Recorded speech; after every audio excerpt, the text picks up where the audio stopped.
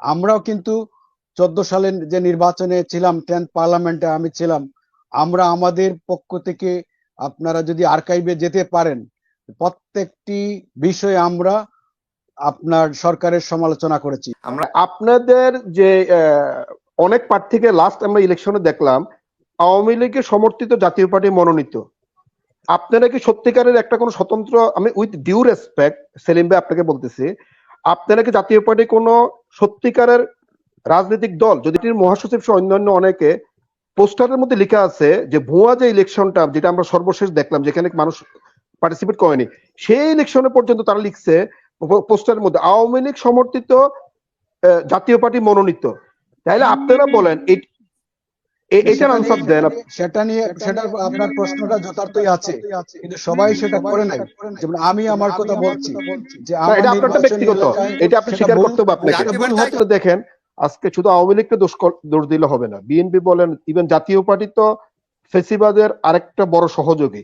তারা বিগত 17 বছর শুধু আমরা আওয়ামী লীগকে গালিগালাজ করতেছি, কিন্তু ফেসিবাদকে টিকিয়ে রাখার জন্য, এই ভুয়া নির্বাচন ব্যবস্থা টিকিয়ে রাখার জন্য, ফেক এবং মানে ফেব্রিকেটেড নির্বাচন ব্যবস্থার জন্য জাতীয় পার্টি নামক একটা ফেব্রিকেটেড দলকে আমি আজকে দোষ দিব।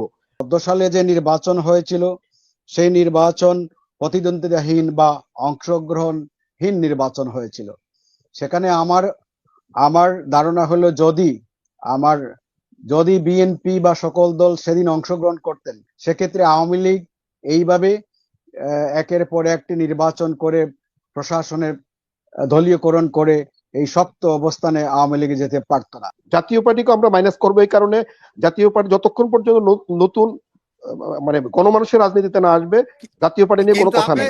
আওয়ামী লীগ মাইনাস করলেন, জাতীয় পার্টি মাইনাস করলেন, তখন তো আবার আওয়ামী লীগ যে নির্বাচন, আমি মাইনাস করতেছি না, প্লিজ আমাকে লেট মি ফিনিশ। আমি মাইনাস করতেছি না, আমি বলতেছি ফেসিবাদী ব্যবস্থাটাকে কে টিকে রাখছে, জাতীয় পার্টিকে গৃহপালিত বিরোধী দল কারা করছে? তো না, এটা তো এরকম কিছু না।